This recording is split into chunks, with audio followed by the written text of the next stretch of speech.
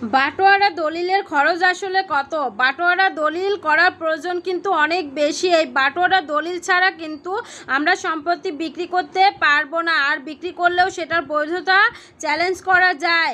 আর এই বাটোয়ারা দলিল না করলে আমরা কিন্তু পরবর্তীতে বিভিন্ন জমি জায়গা নিয়ে অশান্তি সৃষ্টি দেখা দেয়।